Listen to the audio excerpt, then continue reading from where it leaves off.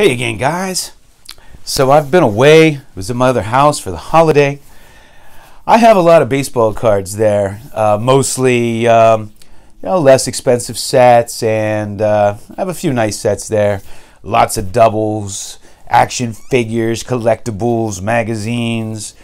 So anyway, I kind of look at them every time I'm up there, so it's kind of bored. And so I ended up doing some nunchuck videos instead, so I didn't have as many cards to look at.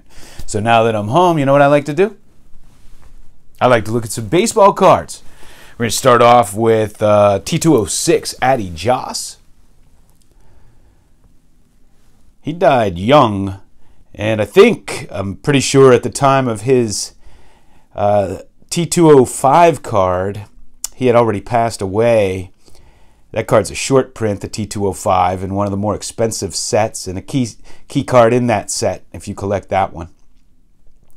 But this is a nice example of the T206. And here's a 1964 Bazooka Sandy Koufax. Bazookas are tough. And if you watch my channel, I've mentioned this several times, but I will again. And first, these are the W555 cards, very rare. I date them 1910. It's possible they were issued over different years, but that's Deacon Philippe and Tommy Leach.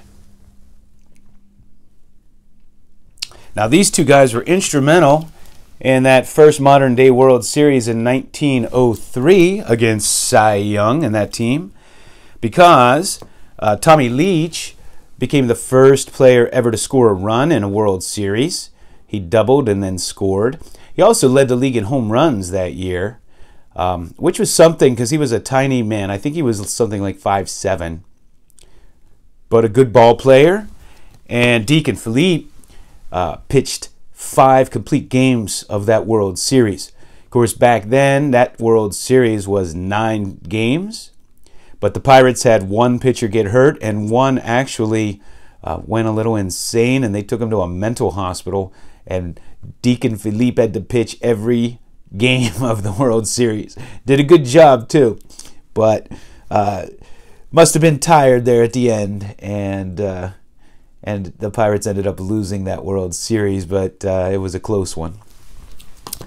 And this is the only center ever to win the MVP award, Mel Heim, from the 1955 Topps All-American. And I have a jumbo Young Guns here of the hottest hockey rookie. Been buying all kind of packs trying to find his main Young Guns rookie card, but haven't had any luck yet. Guess I have to keep trying. We have a 1951 Topps Hank Bauer. Redback. Of course, a lot of people think that the 51 was Topps' first card issue. It wasn't. It was their first all-baseball card issue. But of course, the 1948 Magic Photos was their first cards that they issued. They had other sports and some non-sports too. But this was their first all-baseball set, of course, right before the great 1952 set. And here's a 63 Fleer Vern Law. He was a good hitting pitcher, and I think he was a deacon in the Mormon church. And here's a 1951 Burke Ross, Don Hoke. Don Hoke. Got baseball on my mind still. Doak Walker. You had to be pretty good if they named an award after you. Here's a cool Barry Bonds I picked up.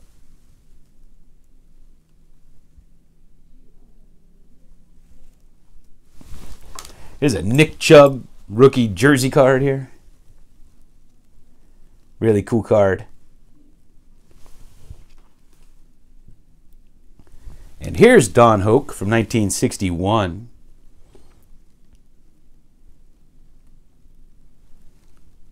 Tony Dorsett. Of course, in college, he was known as Tony Dorsett. That's how you pronounced his name, but he decided that he was going to change it. There was a young guy that came up to him and called him that or something like that, and he liked it, so he changed his name. In college, he was the all-time leading rusher. He played for Pitt, who was a team I grew up rooting for. Of course, they won the national championship, I believe, 1976. And he was an amazing running back in both college and the pros. I don't think he gets enough hobby love.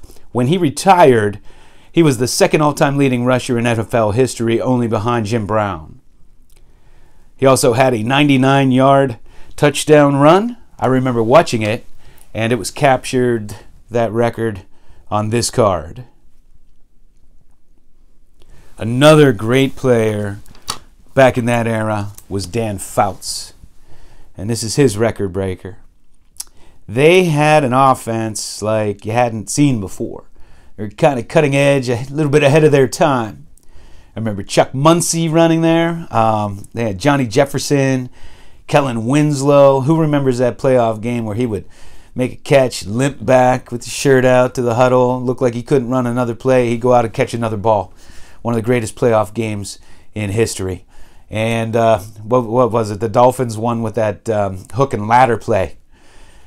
But the Chargers never had a defense. But, man, they would put up points. If they ever had a defense, they would have probably won several Super Bowls. But Dan Fouts lit it up. And I showed you this guy the other day. Just an absolute beast of an offensive lineman. I mean, if you haven't checked it out, in one of my last videos, I put a link to a video about him, but that's Jim Parker. He would just throw guys around like he looked like, he was a pro playing with some high school guys sometimes. If you watch some of the film on him, he's a beast. And when I got home, I got this Tops on Demand. I wasn't even sure what I had ordered, but I got some the mini cards. And I think I got some of these last year too. So I just thought I'd show some highlights. This is a rookie card numbered to 10. And this is his regular card. You can see the difference there. Got a Kyle Schwarber numbered to 25. Another numbered card. And great card. Love the cup cards. Yeah, these two, what are they, 85 inserts of Judge Benintendi. Big fan of his when he came up. Big fan of his when he came up, too. Here's a rookie for the Pirates, huh?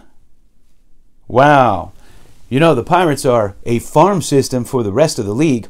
And everybody seems to get better after they leave the Pirates. So this guy may end up being an all-time great for the Yankees or somebody. Got rid of Josh Bell.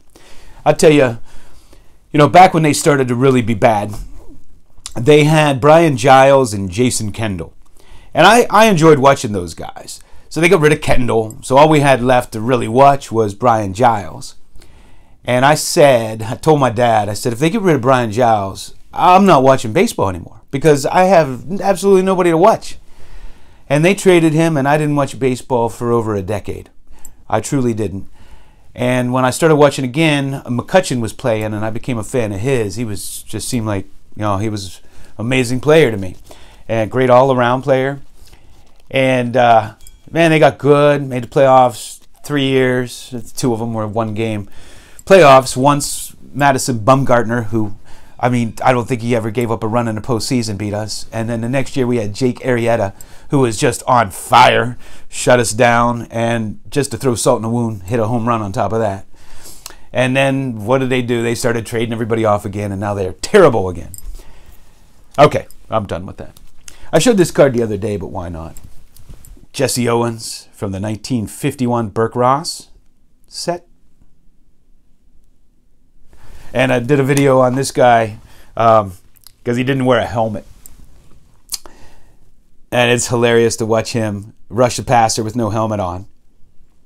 And I couldn't find any cards of him. I don't think he has any football cards. So I picked up this diamond matchbook cover. I think it's from 35.